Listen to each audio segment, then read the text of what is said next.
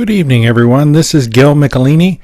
I want to welcome you to this seminar tonight. We'll be talking about the 9 secrets to becoming the most interesting person this holiday season.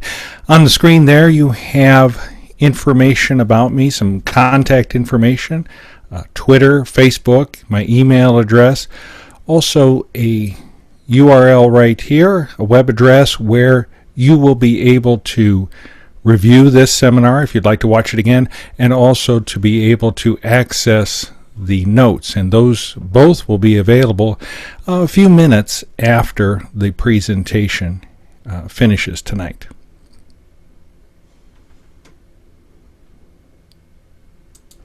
It's 7 o'clock, 1900 hours Eastern Standard Time, so let's go ahead and get started. The 9 secrets of being the most interesting person this holiday season. Some of you may know this gentleman from the Dos Equis advertising, very successful advertising campaign. He's the most interesting man in the room, and he doesn't always go and speak at holiday gatherings, but when he does, he's definitely the most interesting person in the room. And my goal for this seminar is to give you the skills and the knowledge to help you be just as interesting as he is, of course, if you want to be. So what do we mean about all of this with being interesting? To be an interesting person is to be an effective listener. You see there, Lord Baden-Powell, who is the gentleman who gave us the Boy Scouts, he said that if you make listening and observation your occupation, you will gain much more than you can by talk. That's kind of unusual, especially for people here in the United States to hear. We're often taught that you're more interesting by the words that you say. But I would offer to you, and hopefully you'll see over the next 45 minutes to an hour, that it's actually in listening that you can become a much more interesting person, also an effective leader in your community. And remember always, you don't need to have a title to be a leader. Now, what do we mean by interesting before we get any farther into the material? Being interesting is being someone you want to be around because they have something that interests you. Think about someone in your life who you consider to be interesting. They're a person that you really enjoy, look forward to spending time with them, and it's probably a person you don't really want to separate with. You just enjoy that time with them. Every moment that you can spend with them. Okay, you have that person in mind. Now, does that person do more talking or more listening? I would offer to you that probably they're a better listener. Probably gives you some good advice as well, but they probably listen to you.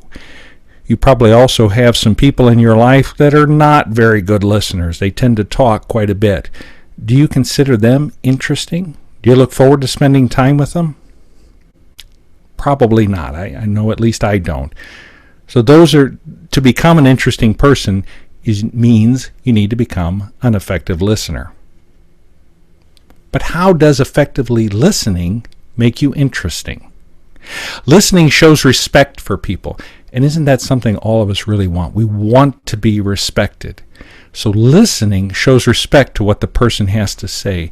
It meets a basic human desire, and we'll talk about that several more times, that it's important for us to be listened to. Doesn't necessarily mean the person agrees with us, just that we've had the opportunity to be listened to. There's also another advantage to being listened to, and that's that it gives us knowledge. Imagine if you could go to the classroom and hear the most interesting man in the world as he solves the age-old question, was it the chicken or the egg that came first? Wouldn't that be interesting to listen to? Or hear him tell us, how do you cook for a lion? I would imagine as parents of teenagers, that would be a very helpful piece of information. Or how do you get a rhinoceros to stand still to do a piece of art? So it's by listening we can learn much more than when we're constantly talking. During this seminar, we're going to be learning how to be an interesting person. We're going to do that by first talking about what is effective listening, give you some more definitions and examples of that. Why is effective listening important? Again, through examples and some explanation, and see what other people have said, some quotes. Why is effective listening difficult?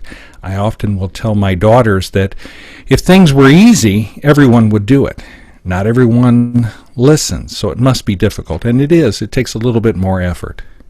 Then we're going to look at the 9 barriers to effective listening. Now, that's not very helpful in and of itself, but when we add the 9 methods of overcoming these barriers, that becomes much more helpful. And these 2 are the big secrets to becoming an effective listener. They're secrets in that it's not something that I just discovered and I'm presenting to you. It's kind of a secret because many people don't use these anymore. And as you see, we go through this, it's probably common stuff, information that you have heard. Several people have told you these are the things that you need to do if you want to be polite. And unfortunately, a lot of us don't do those anymore. So that's our path as we're going to spend the next probably 40 to 50 minutes together. What is effective listening?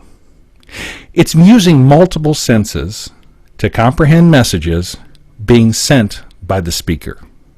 That sounds like a good dictionary definition, and it's exactly what it is. It comes right out of the dictionary.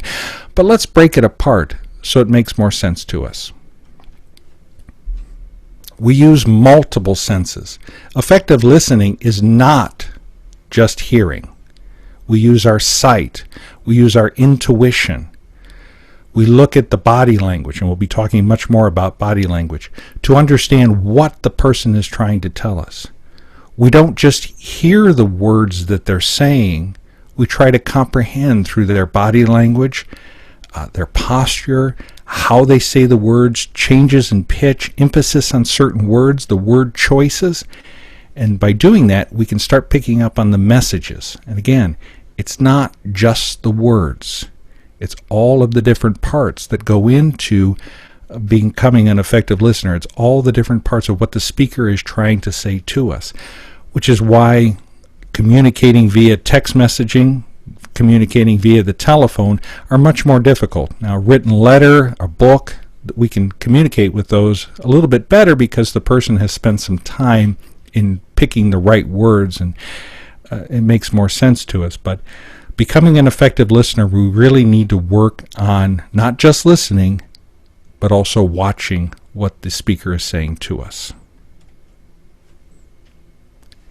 What is effective listening? It's working to understand what the speaker is trying to tell us. And because of these first 4 letters here, is probably why a lot of us don't necessarily want to work on effective listening, which is sometimes also called active listening. Also with effective listening, an important part of it is asking good questions. We're going to be talking about those types of questions which are called clarifying questions. We're trying to clarify what the speaker is telling us. We'll talk about those when we get to the barriers and ways to overcome them. As this gentleman is telling us here, most successful people that he's known, and he was a financier in the early part of the 20th century. He also was a consultant to many politicians.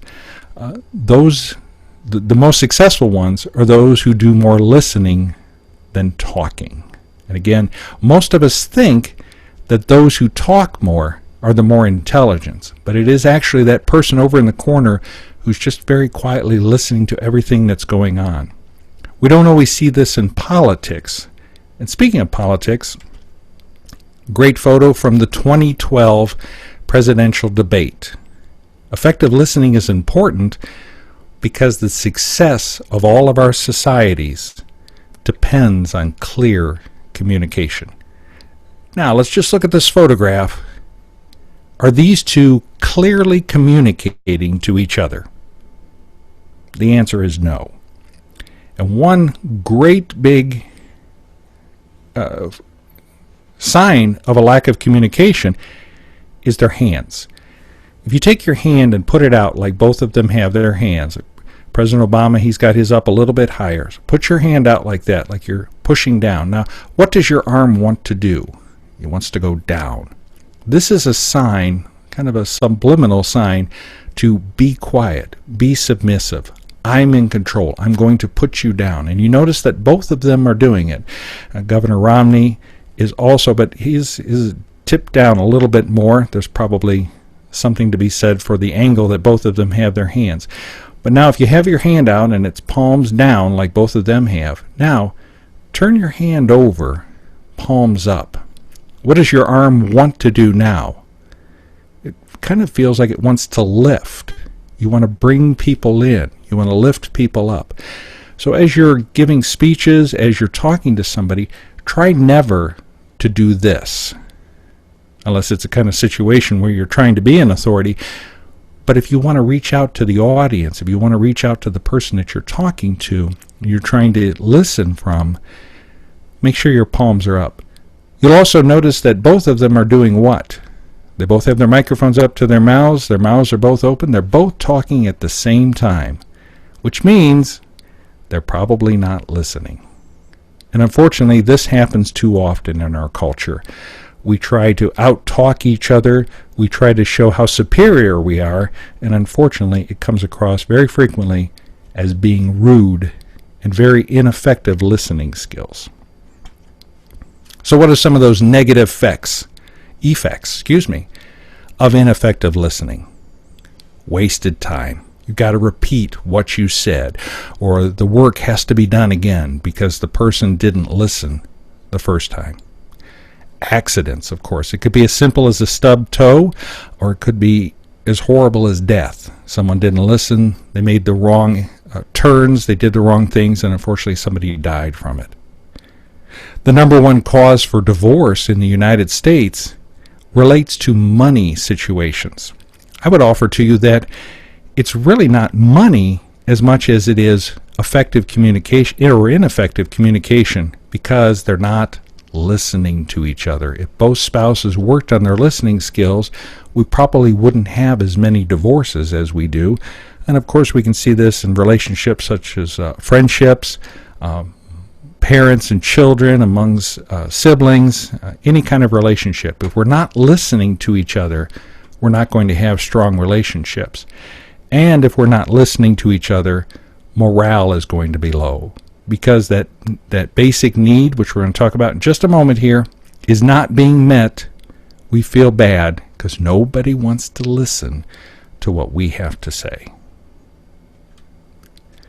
They have proven through science that it is an important desire to us to be heard and to be understood. The friends who listen to us are the ones we move toward. Why? Because they meet this desire. The people that do not listen to us are the ones we move away from. So if you want to be a good friend, be a good listener. And we'll talk more about that in just a few minutes on how exactly you can become a good listener. We made several references here to listening and hearing. Is there a difference? According to G.K. Chesterton, there definitely is. Hearing is what teenagers do. This is definitely what I did to my dad in my late teens and early 20s. I heard what he said, but I didn't listen. So for about 10 years or so, well, maybe closer to 7, all of a sudden, from my perspective, my dad got really dumb because I was only hearing what he was saying. I wasn't listening. Suddenly, after I got out of college, he seemed to get really smart. Where were you the last few years? I really needed you. He was there all the time. I just wasn't listening. So listening, our brains are engaged. Hearing, the ears are engaged. The words are going in, but they're not sinking in. That definitely is a barrier to effective listening, and that takes us to our 9 barriers. And there they are. We're going to go through each one of them, tell you how each of these 9 can be a barrier to effective communication. Obviously, we don't have all 9 of them in each conversation, but potentially we could have quite a few of them. And then I'll give you some methods that I have found, what some science shows, what some other researchers have found for overcoming these barriers. Now, this won't happen overnight.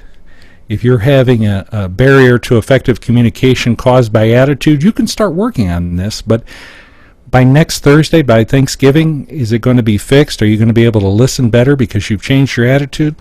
I don't know. But maybe definitely a year from now, things could be different if you're willing to work on it. So let's start with barrier number 1. Attitude. Or if I could say it like Earl Nightingale did, attitude. What a great voice he had. He called this the golden word. This was the word or the method or attribute of a person on top of everything else, that everything else rests. It was the foundational element, was our attitude. And what's interesting, we'll talk about it in just a minute, is attitudes can be changed. We're not stuck with our attitudes. So how is this a barrier to effective communication? Well, first, what is our attitude toward the speaker? If we highly respect this particular speaker and he's trying to talk to us, he makes some few mistakes, he says some silly things, we're still going to be willing to listen to him. We're still going to be willing to do whatever we can to help him because of the attitude we have toward the speaker. On the other hand, if we don't think much of the speaker, we're not going to be willing to listen. The same thing is true with the topic.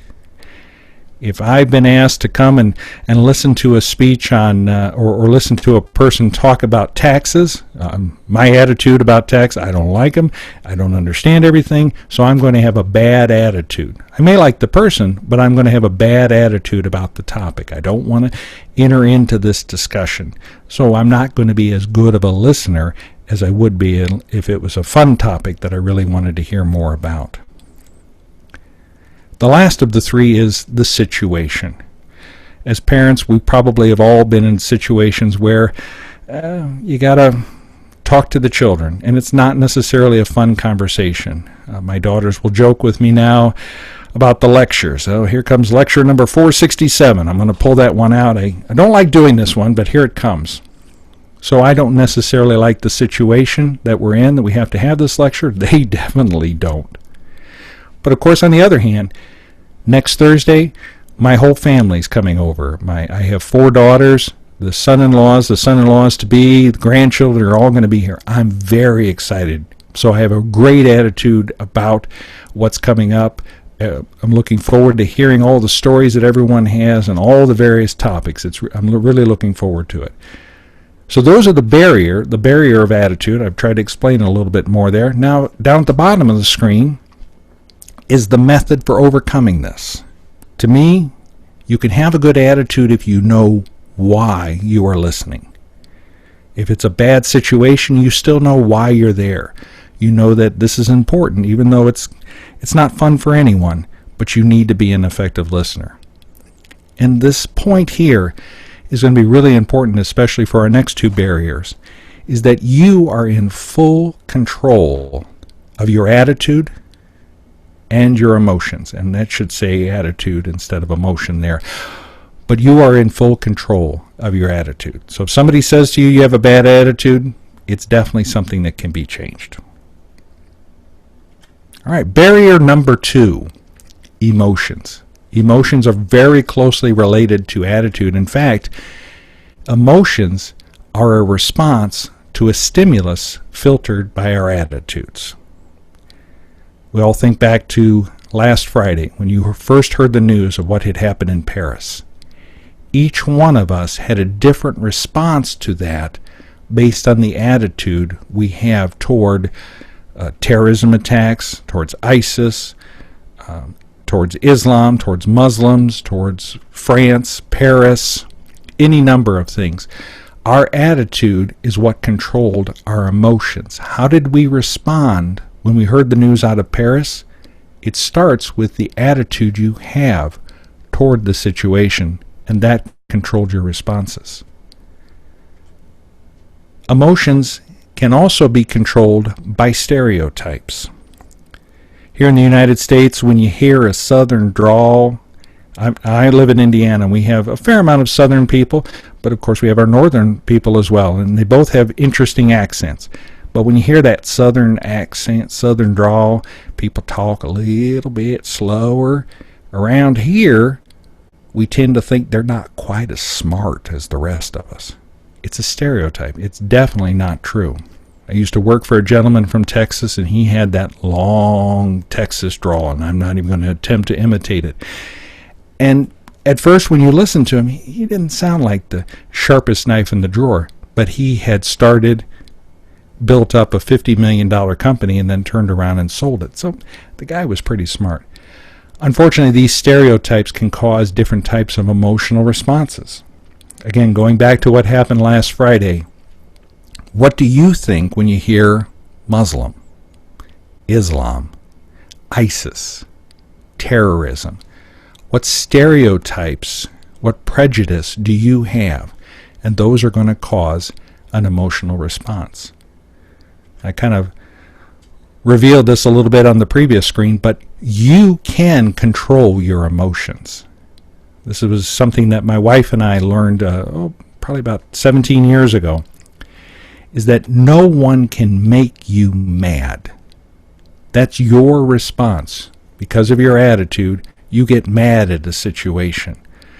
So it's really not proper to say, oh, he makes me so mad, or, oh, that just makes me sad. That's your response, which is definitely in your control. So when you're listening to someone and you feel anger building inside of you, you have to stop and ask yourself, what is the attitude that's causing this emotional response? And because of that, effective listening requires people who are emotionally mature. And by that I mean people who can control their emotions. You try hard not to let the anger show. You try hard not to let the empathy go too far, because you're a little more mature in dealing with these types of situations. And even if it's something really exciting, you can control your emotions, and that makes you a better listener. Those are the barriers, or the definition of the barrier of emotion. Some ways of overcoming this barrier is when emotions come, ask why. And this is kind of getting into the fuzzy, let's get in touch with ourselves and in touch with our feelings. Let me tell you, after almost 51 years of life, I have learned this is very important. Why do I respond the way I do? And then make attitude adjustments as needed. If things make you mad, ask yourself, why are they making you mad or sad or whatever emotion you're dealing with? Ask yourself that, and it'll make you a much better listener because you'll have better control of your emotions. Barrier number 3, judgment. This is kind of a tough one because as you're listening to a person and you feel a response swelling up inside of you, again, ask yourself why. And sometimes that judgment that's coming out is not necessarily a good one, but sometimes it is a good one. It's you're making a judgment call on the situation. Now, a good, effective listener, and we're going to talk about this more later, they don't interrupt at this point and say, hey, what Billy did was wrong and this is horrible. Because we need to ask ourselves, and this will help with this barrier, is why are you having this conversation? Are you a sounding board or are you a problem solver? But the first 10 or 15 years of my marriage to my wife, Fran, she would come and start talking to me, and she really needed a sounding board. Now, as the son of an auto mechanic growing up on a farm, when somebody brings a problem to me, I interpret it as they're looking for a solution. So when Fran would start talking to me, I would make this immediate judgment, well, she's got a problem. She's obviously coming to me because I'm such a superior problem solver, and she wants me to solve her problem. Well, she would make a judgment. Why doesn't he just listen to me? That's all I want. Or she hadn't told me that. I didn't bother to ask. So when we finally became aware of this question, it really helped our marriage out quite a bit. And I've also used it in some other relationships that I'm in. If somebody is starting to talk to me and it seems like they want to talk or they want me to solve the problem, I'm not sure, I ask this question. Do you want me just to listen, or are you looking for solutions? And they set the expectation of what this conversation's supposed to be about, and that really helps me to become a more effective listener if I know what their expectations are. which I think I got ahead of myself on that bullet point there. So be clear why you're listening and what is the expectation of the listener. So the methods for overcoming judgment as a barrier to effective listening is when you feel those judgments coming on. You're making a judgment based on what the person is saying. Ask yourself, where did this come from? And the second way of overcoming the barrier of judgments to help you become a more effective listener is to set expectations early in the conversation. Why am I listening to you? Why is the person talking to me? What is the outcome of this? And that sounds like you're kind of, well, let's plan this. Let's make sure we meet all of our objectives and we cross off this checklist. Yeah, it does kind of sound that way a little bit. But if we spend the time, and even we're just talking a couple of seconds here, honey, what is it you want me to, what do you want to say? What do you want from me as you're talking? And your wife, your husband, your spouse there, your close friend, they'll tell you right away, and you know what your expectation is. So barrier number 3, judgment. Now barrier number 4, we get into the physical part of listening. Let's look at this photograph here to help us understand that. We have a speaker and we have a listener.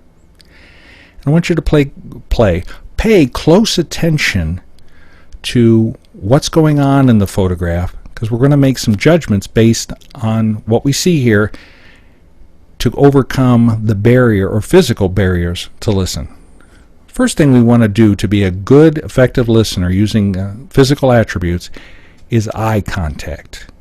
In the United States, if you're not looking somebody in the eye while they're talking to you, at least the way I was brought up, you're disrespectful.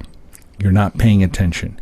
We expect that as I'm talking to someone, unless there's something bizarre going on, the person that I'm speaking to is going to look me in the eye. Now, for some people, that's a real struggle. They just cannot, for whatever reason, look other people in the eye.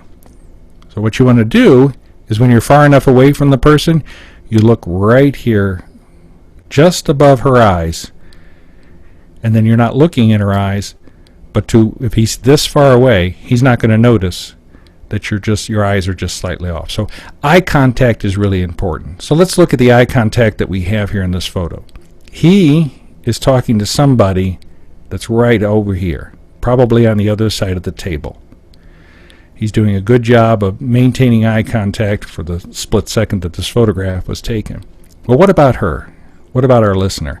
If we follow her eye line, she's definitely looking right at him. So they're making good eye contact. He is to the person that's listening to him, to who he's directly addressing, and she is as the listener. Body language. He's telling a story. He's using some body language here to describe something that involves his hands and kind of a globe or circle method there. Now, what about her? Is she using good body language to communicate to him that she's listening? Well, first on her face, she has this nice smile. So she's definitely telling him that, yeah, what you have to say is important. You are the most interesting person in the room to me right now. You notice that she's relaxed. She's leaning on her arm, and her elbow is probably on the table there. It kind of looks like it's on her arm, but it's probably right on the table. And if you'll also notice, she's leaning toward him just slightly, and that lets him know that she's very interested. She's leaning in to hear what she has to say, as opposed to, imagine if she was laid back all the way on this chair and looking up at the ceiling. What would she be telling him? What you have to say is not important to me. So you want to be sure that as a listener, you're giving good body language to the speaker to let them know you are listening to what they have to say, and you are the most important person to me right now. This is one reason that conversations are difficult over the telephone. We don't have this. Just imagine he's got his hand up here, he's talking, or maybe he's using hands-free. She's on the other end of the call. He doesn't see what she's doing. Maybe she's not responding at all, so he's wondering if the line's been cut. She needs to do a little bit different because of the telephone to let him know that she is actually listening. Of course, texting on our phone is even worse because we're not able to hear each other's voices. So be very careful having full conversations being via text, because you won't always get the information across, and there could be some problems in the communication. The last barrier under physical is posture. We talked about that a little bit already. She is leaning toward him, so she's letting him know. And again, if she was leaning away, if she had pushed herself back from the table, maybe if her head was down all the way, she'd be letting him know by her posture that she just doesn't care what he says. You also notice that there is a nice gap in between the two of them. In the United States, we like about an arm's length in between people, unless it's a situation where you really need to be close. You're that far away from me, I know that you're not in my space. We're close enough where you can see each other's body language. If you're back too much farther, then you're not engaged. You don't care about what I have to say. And of course, there are some cultures that come much closer. And for those of us here, it kind of bugs us to have someone that close, unless, of course, that's part of your culture as well. So to overcome the barrier, physical barrier, we need to ensure that we're telling the speaker through our body language that we are listening. Now, one important point with body language, it's very difficult to control. She's got this smile on her face, for example. She probably did not consciously think, oh, I need to smile so he knows that I'm listening to him and I like hearing his story.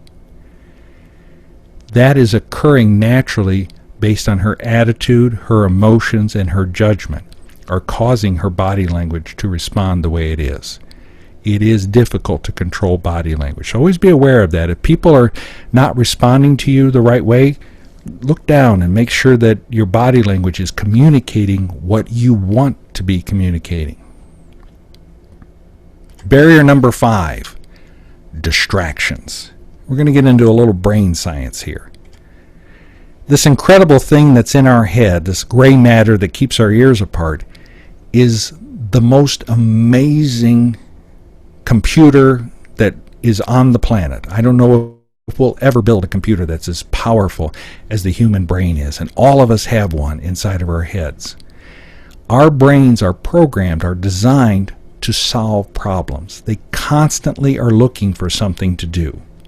For example, how many of you right now are multitasking? You're listening to what I'm saying, but you might be doing something else at the same time.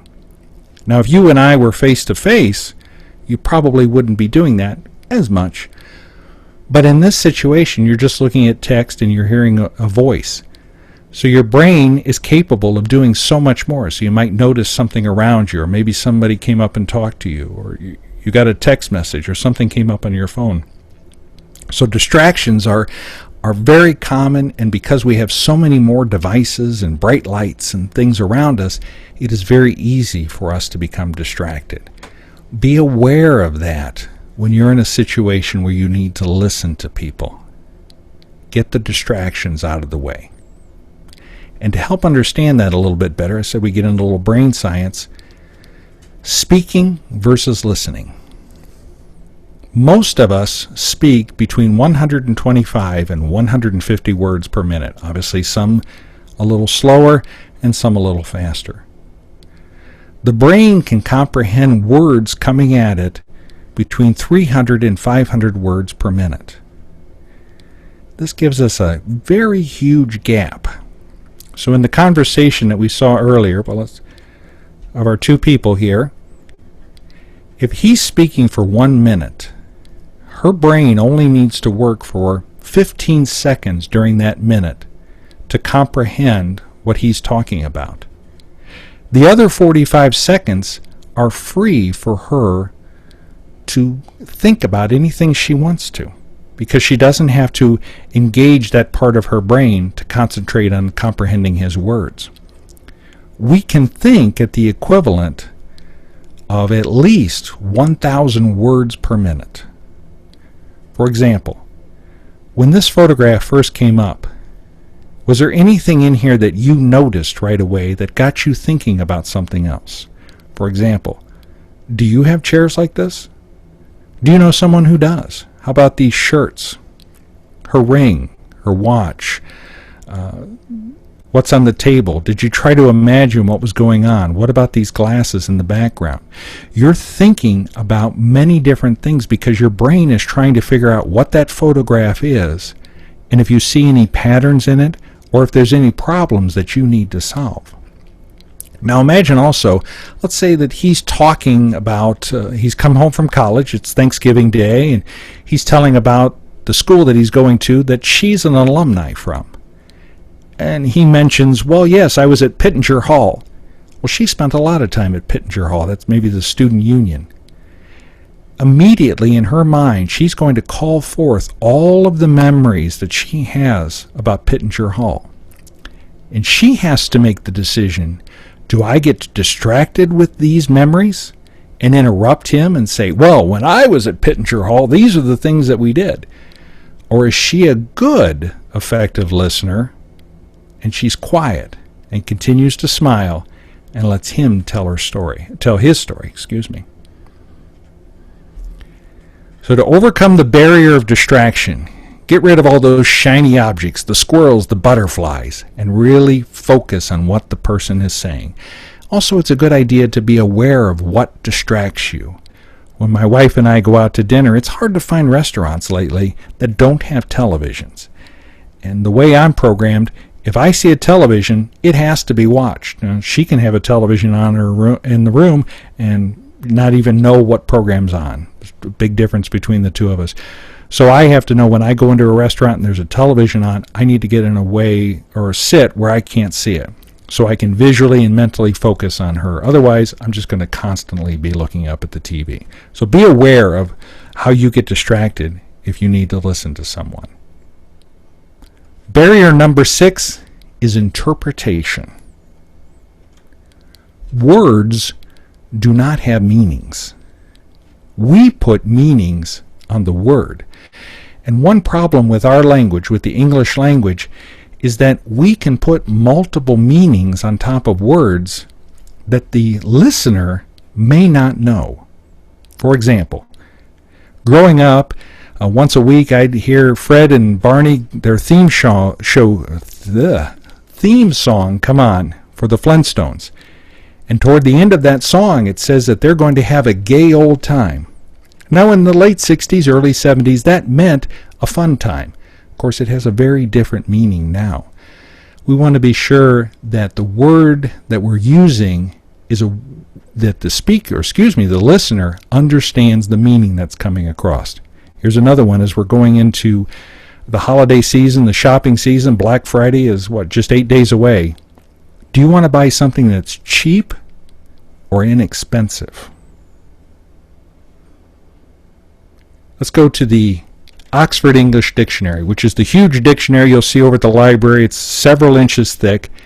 These are the number of definitions for very simple words that many of us use several times each day. When a person says go to you, it could have any one of 368 different definitions. So with the barrier of interpretation, it is incredibly important to know what of the 368 definitions of the word go did the speaker mean. Obviously, with context and experience with listening to people talk, we can figure that out pretty easily. But there are some words that we don't necessarily understand. For example, consternation means to be frustrated or cause confusion. I heard a reporter over the weekend say that did what happened in Paris, is that a harbinger for things to come? Is it something that's going to happen? Is it setting the future? So they're using words that a lot of us don't understand. One thing that we do in Toastmasters is use those words to help us to vocabulary. I can't even talk here. I need some vocabulary words to help develop our vocabulary. So harbinger, that might be a word for a future meeting, fellow Toastmasters. Another problem we run into with interpretation is sarcasm. Now, some of us are absolutely fluent in sarcasm, and we can be sarcastic and no one even realizes that you're throwing out sarcastic things. Oh no, you don't look fat in that outfit at all. I mean, it sounds perfectly good. Oh really? Thank you so much. I didn't think I would, but thanks. So you need to be aware, is the speaker talking in sarcasm? Because that one can be a hard one to understand, especially if the person's very good at it. And finally, the last issue we might run into as a barrier with interpretation is inflection. For example, that was a good seminar. That was a great seminar. That was a good seminar. That was a great seminar. 4 sentences saying the exact same thing, but the inflection, and if you could see it, my facial gestures made them totally different. We need to be aware of, as we're using our body language, we're watching the speaker, we're watching their inflection, especially eyebrows, as they go flying all over the place.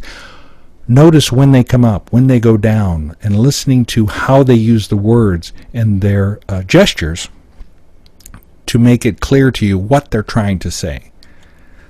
As far as the methods for overcoming this, hold on to this one, because when we get to barrier number 8, this will make a lot more sense. Barrier number 7. This one I'm a little passionate about.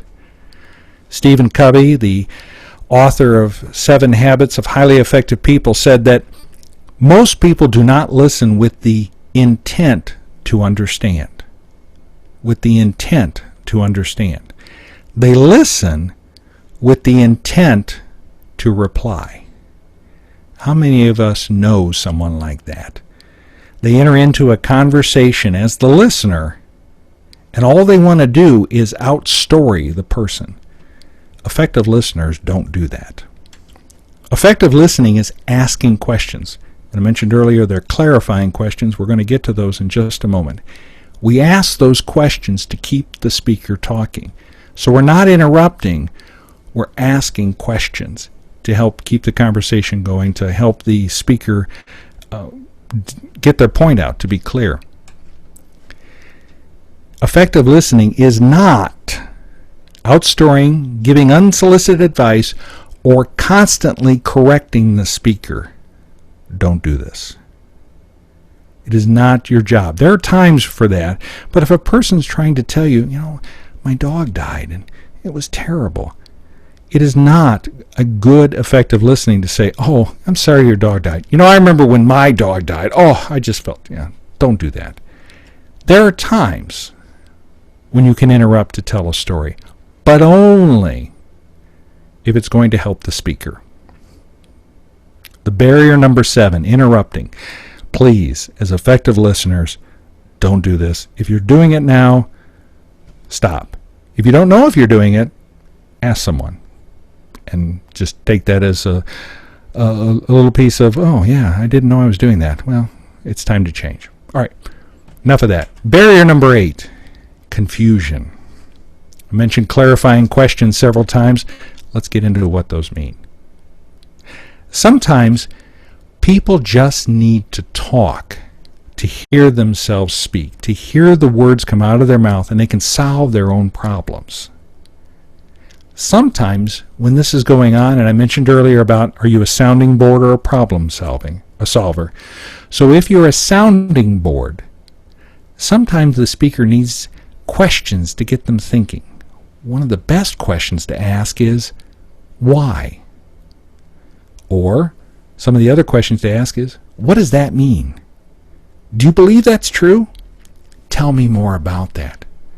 And the classic one, how did that make you feel? Those are all great clarifying questions that make the speaker dig in a little bit deeper to understand what it is that they're talking about. Now, not every speaker likes these, because asking questions means they've got to go a little deeper. And again, not everyone enjoys going that deep inside themselves to figure out their problems. Another great way of overcoming the barrier of confusion is to summarize. And this is repeating back to the person what you think they've said. This one you got to be a little careful with, because you can sound kind of robotic if you're not too careful with the beginnings of these speeches, or not speeches, with this part of the conversation. You get your conversations going along really well, and the speaker takes a pause. and you just feel like, okay, this is a perfect time, and you say something like, I heard you say. Let me repeat back to you what I hear you telling me, and you make sure I've got it right. Let's see if I've got this. Are you saying, hold on, I heard you say this, but earlier you said that. It sounds like you are, I'm really getting the feeling that, wow, that's a lot of stuff going on. Let me see if I've got this all straight. By doing that, you're summarizing the conversation. You're repeating back to the speaker what you have heard, what you understand to be the message they're trying to convey to you. And maybe they just need to hear someone say the words back to them. Or maybe you got it totally wrong, and it helps them to better understand how they can become a better communicator, a better speaker, because you've been such a superior listener and got it all clear and were able to repeat it back to them. So barrier number 8 is confusion. We can address this by asking clarifying questions and a summary to ensure we have the understanding that the speaker wanted us to have. And finally, barrier number 9, recall. When we're only hearing, we don't often remember what was said. For example, how many of you, and there's probably many of you, I know I'm guilty of this, you meet someone at a social function, 10 seconds later, you cannot remember the person's name. Why? Because you heard it, you didn't listen when they said it. And this all comes back to barrier number 1, attitude. You have to go into every situation being ready to listen carefully so that you can recall the information, so that you can repeat it back to the person. It is so hard to be in a conversation with someone and you say something like, oh yeah, you remember when this happened to me before, when Billy was involved with this? And the person's, no, who's Billy? And you just told them who Billy was just a few minutes before. They weren't listening. Obviously, they don't care about you, right? Isn't that a feeling that you would have? So as an effective listener, we really need, again, all the things that we've talked about. Focus in on what the person is trying to tell you. Take notes. Let me get that one up. If you want to write them out, not everyone's going to be able to do that. Not everyone would feel comfortable if you're taking notes while they're talking. But doing some mental outlining it in your mind of what the person's saying to you so that you can do number 8 and repeat it back to them. So overcoming the barrier of recall, remembering what's going on, there's that word again, attitude. Have the right attitude about listening to focus on what the person's saying and use summary to hear yourself repeat back the points. One of the classic ways to remember a person's name is when you hear the person's name, you shake their hand, and a lot of people will repeat their name back to the person because the act of doing that helps put it into our memory. Then you've locked the name with the face, and that'll allow you to remember the person. Ladies and gentlemen, those are the 9 barriers of effective listening. We've gone through all 9 of them. We've given you some suggestions on ways that you can overcome them. So now comes the big question. What are you going to do with this? I would suggest to you next week at Thanksgiving or at the beginning of your holiday season, take one of these barriers. Let me go back to the list. And start working on them. Say, as we went through these, maybe you have an attitude problem. Maybe you have you're an interrupter. Or you don't pay attention to people's body language. Pick one of these, or if you want to do these 3 together, that would be a good set. And work on it in the next week. Find situations where you can listen to what others are saying, and then practice some of these skills. It's a skill. It's not going to come overnight. It's going to take a while, but you can do it if you have the right attitude. That's right. And an excellent way to work on your listening skills, here comes the commercial, get active in a Toastmasters club. I've been in Toastmasters for the last 5 years. and it has changed my life. It has changed the communication that goes on in my house. It has definitely improved my relationship with my wife. You've probably heard of Toastmasters. Maybe you have that idea, well, that's just for old men. It's not. Go to Toastmasters.org, find a club that's close by, go visit them. I think you'll be surprised. If you're not active in Toastmasters already, it can really help improve your public speaking skills, which Toastmasters is most known for, your listening skills. You get an opportunity to really focus on listening. And of course, as the says here, where leaders are made, because all great leaders are great speakers. Give it a try.